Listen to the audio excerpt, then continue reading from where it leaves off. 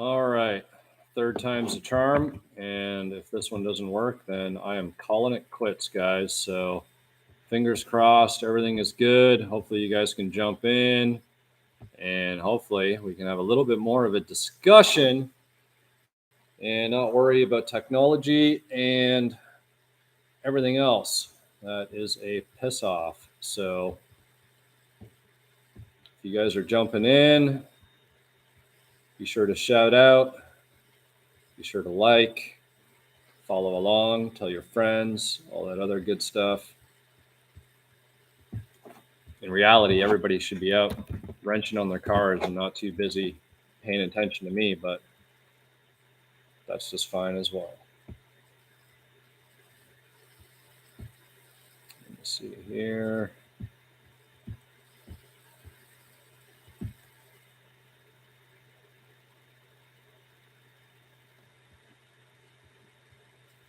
Looks like everything is working. What's up, Sylvie Bolt? Hicks House Videos. What's going on, man? Man, you should be doing something on your Friday night. I'm surprised that you got nothing better to do than to hang out on YouTube. It's all good, though. I appreciate you. Let's see here. Just trying to get myself organized. Let's see here. Okay, I need to delete that video. That sucked. Man, having shady internet and technology is such a pain in the ass. So, all right, looks like some people are starting to roll in now. Whatever, hit me with your questions. Hit me with your best shot. After 11, well, what's that mean? You're getting old, man? You're getting ready for bed? Hey, man, anybody's welcome to come down here and wrench. So I got beer and I got wrenches and I got plenty of cars to mess around with. So anybody is welcome to come down. I tell everybody, you gotta come visit Texas. It's definitely a good spot to be. So let's see here. I got more people coming in. It's a pain. My apologies for anybody that was on the previous stream and my internet literally just died. Of course, it gave me the illusion too. The chat was still coming through. Video had stopped and quit, but it is what it is.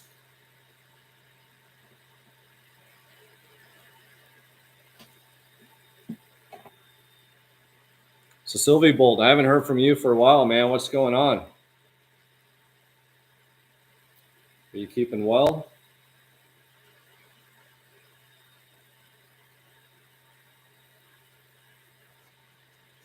You guys are wondering in terms of some content that is coming. I actually just wrapped up the Cali Coupe today. I had a lot of issues with those LMR Blem coupe quarter windows. So I've got hopefully the last and final video on those videos so that you guys, for anybody who was thinking about buying them or you guys were just curious about the quality and the fitment and everything else, you guys are going to see it firsthand. So I got that one coming. I got actually accident repair in the engine bay of this car. That was part of the engine bay painting video. I just kind of got involved with it. So we dropping a video on how to fix your inner aprons and a couple other areas. And I actually got to working on the Lincoln today for the first time too. So I've got some Lincoln content coming. And what's up? Big Stick Stangs. Appreciate you jumping in on a Friday night. I know it's late for some. It could be early for others if I guess y'all are in Pacific time and all that other stuff. Bring my laptop over here.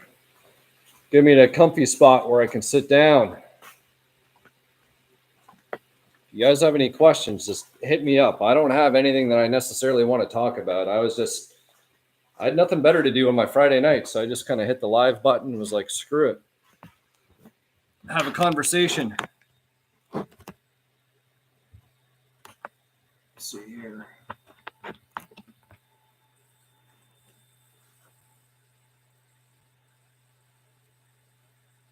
Yeah, man, the Lincoln, man, I gotta say, shit, I just moved. Actually, I got one document here. You guys will see this in the video, but this is pretty sweet because they usually repop these, but this is actually an original maintenance manual. And I think I'm going to buy one of the reproduction ones because the reality is when I'm working on the car, what's going to happen, my hands are going to be filthy and I don't want to mess this book up. So this is a really good find. I found some wiring schematics and got a whole bunch of other stuff. So yeah, I'm excited for that. I did the B-pillar delete on the driver's side today. So you guys might see my Instagram story on that, which, man, it looks badass. So I'm really excited for that car and how it's going to come together.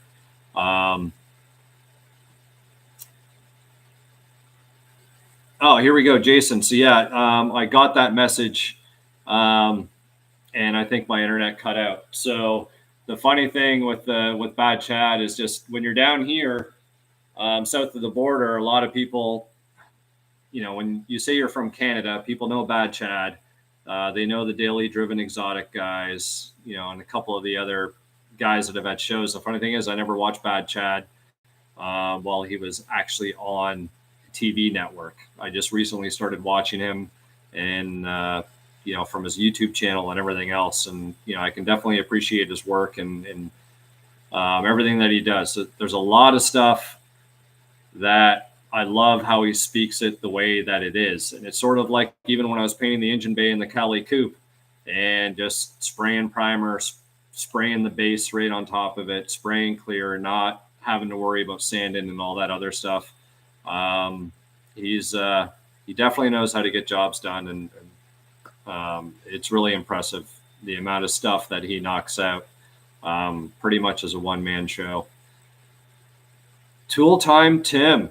That is an awesome name. What's going on, man? That is probably one of my favorite TV shows. I was actually re-watching all of Home Improvement maybe 2 years ago. I found a network that was just kind of playing it constantly. And it's funny when you go back and you watch that and how much stuff this like resonates and still holds true to this day. So right on, man. Cool name. Jason, headliner with LMR piece, hardboard door cards, my black interior. So I don't know what the headliner, like I'm assuming you mean like the actual cardboard of like and the fabric, or is it just fabric and you got to glue it on? Because if it's the cardboard and the fabric, then I'm assuming you're going to be okay because it's a headliner. The door panels, yeah. Let me know if you mean the whole door panel, and we can talk about that a little bit more.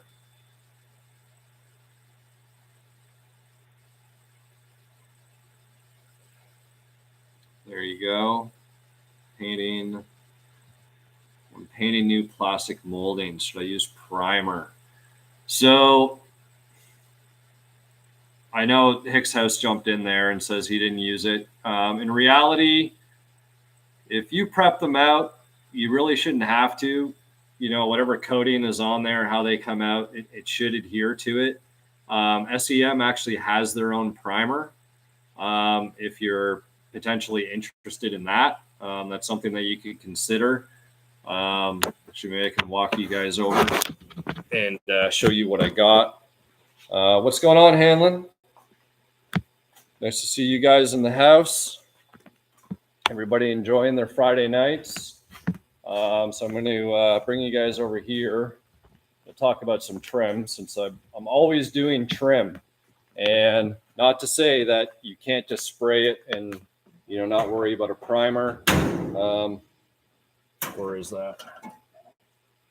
Here it is right here. So this is primer. That is high build primer surfacer, and this is flexible. and it's designed to go on before your trim black. So if you got some imperfections or you just want like added insurance or whatever, you can use that. But you know, the reality is you probably don't have to. So there's that. What else do we got going on here? Yeah, man, Hanlon, all is good over here, man. It's busy. It's getting toasty down in Texas for sure. You know, I try not to turn the AC on when I don't have to, but I'm not gonna lie, there's been a couple days I've had to turn it on. It's just been hard. In fact, I'm actually probably sweating even just a little bit now. So yeah, all is good otherwise. Busy wrenching, playing with stuff. Finally got the motor out of the Lightning. Speaking of like transmissions, you know, that's one thing. The new motor for the Lightning, I got to consider if I'm going to do another transmission. I sort of feel like this one might be on borrowed time. It's the original 180K miles on it. It's got the old school JDM valve body in it. So yeah, we'll see what happens there. Jim, should I get rid of the old OEM cassette player in my Fox? Will it ever be worth anything, or just throw a new system in? So, very good question. I'm just going to get this light from off my head here. So, you can actually send that factory cassette player off to an individual, and I know Castle Customs has a video on it. I spoke about it in my Dutch number 5 car. There's a gentleman that actually retrofits Bluetooth into that cassette player, and then you can install it, and you can actually connect your phone to it and stream Bluetooth, which is a nice little upgrade. Now, if you want better sound than what the factory speakers are going to give off, then you might want to do something else. So with that said, though,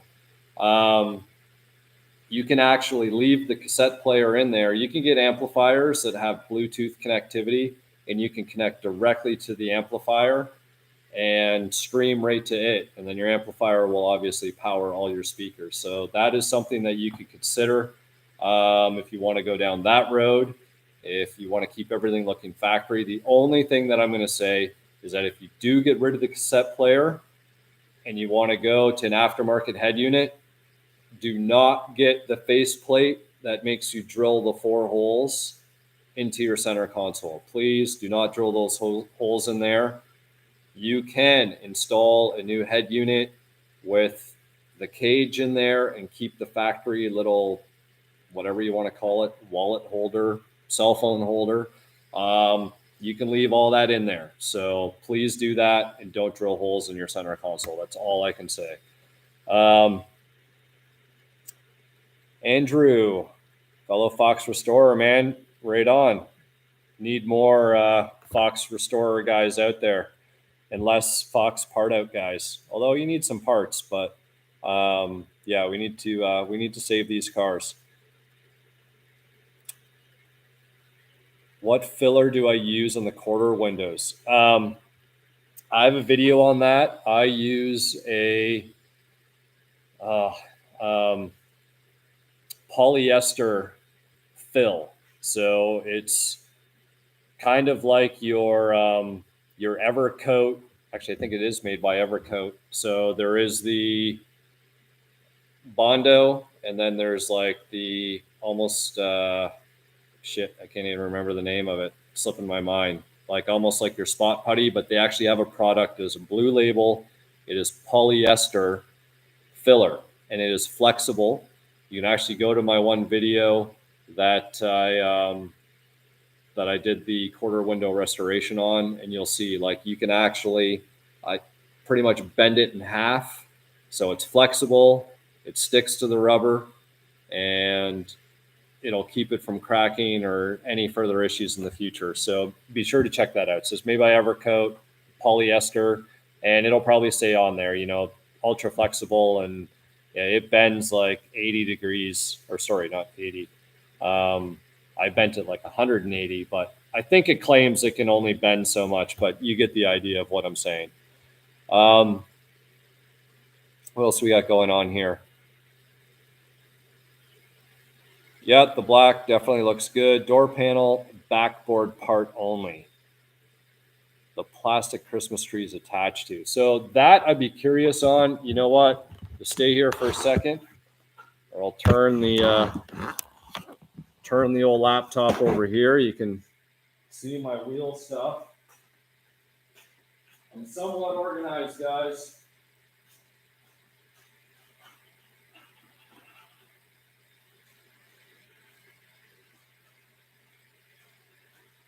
Here is an LMR aftermarket door panel.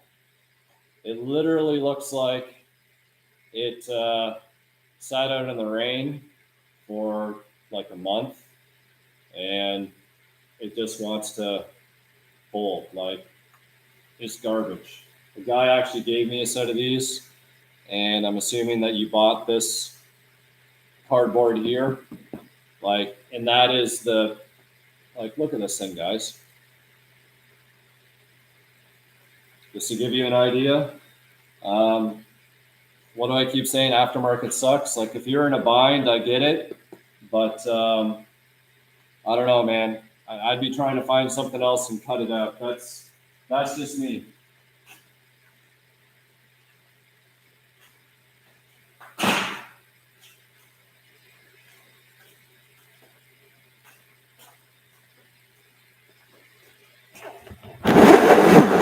What else we got going on here? Oh, for the drinking roof. Yeah, the drinking roof is important. I got that on the strawberry car, and I need to do the headliner in that one. It's all falling down. If I cruise with the windows down, it's flapping all over the place. Andrew, yeah, 3M. Yeah, check out the polyester stuff, man. It's hard to find proper products that work on there. We all know that people try and build up all the pits with high build primer. Some people try and use Bondo. I've seen people try and use epoxies and stuff that just gets way too hard. And of course, what happens when the rubber gets hot, the rubber is going to expand and it's going to move. So you need a product that's going to move with the molding ultimately. So what else do we got here? Is the white 88 coupe still for sale? Well, I've kind of alluded, and I think Gearhead was the one that said that this bad boy was going to be listed up for sale, right? It will be for sale, and it is now like officially done. Like, the only thing that I need to do is charge up the AC and get new sun visors, because the sun visors were trash.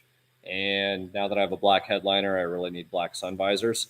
In fact, I shouldn't have cut the holes. In reality, I should have just done like sun visor delete. It actually looks really clean, especially if you guys have like the eyebrow strip on your windshield. Like, I never use my sun visors, so I don't know about any of you guys out there, but that is something to consider. If I was going to do a do-over, I just wouldn't have cut the holes out to put the sun visors through and just left it nice and clean and straight. So just my 2 cents on that one. Saving a 91 GT Vert, black clear coat, titanium interior. So many Verts are getting trashed. Yeah, a lot of them are getting trashed, but a lot of them are clean. They're going to make a comeback. So you know what? Keep saving it. Do it. I love convertibles, guys. There's just something about it. I don't like having the tops down. I've said it a million times before, but I like the look with the top up. It's just kind of like a different driving experience, and they're cool.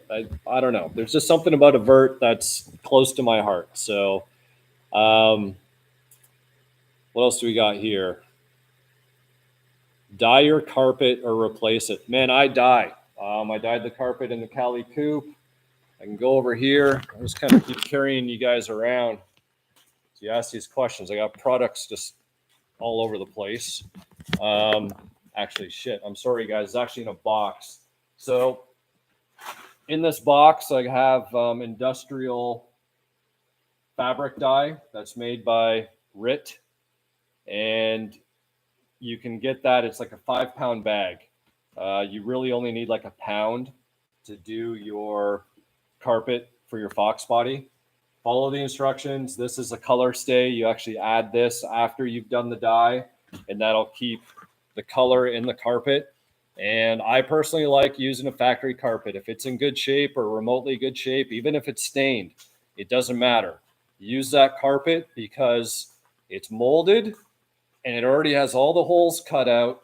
And amazingly enough, that once you've actually pulled it out of the bucket of dye and the solution, it's going to come back fluffy and plush, and it's going to look great. So that's my 2 cents there. If you got a nice factory carpet, 100%, use it. Don't the aftermarket stuff again. You know, some of it's okay, but if you got a good one that already has the holes and it's molded and everything else, just go for it. Aha, you did the sun visor delete. Smart man. See, you should have told me that before. And then I just wouldn't have worried about it, because amazingly enough, to buy the sun visors from LMR are 99 bucks. Putting them onto the rods is a pain in the ass, and they don't even come with mirrors. So, you know, the missus is not even going to benefit from the sun visor on her side because she's not even going to be able to check her makeup, right? Tool Time Tim, an extra ROH center cap. I do not, man. I'm sorry. I've had a couple people ask me. I have new stickers that go in the center caps. I have a bunch of those, but I do not have any extra caps themselves. Check eBay. It's one of those ones, or reach out to Group A Wheels out of New York, and they might have something laying around. So you can check with them. John is the main point of contact there. So Group A Wheels. What else we got here?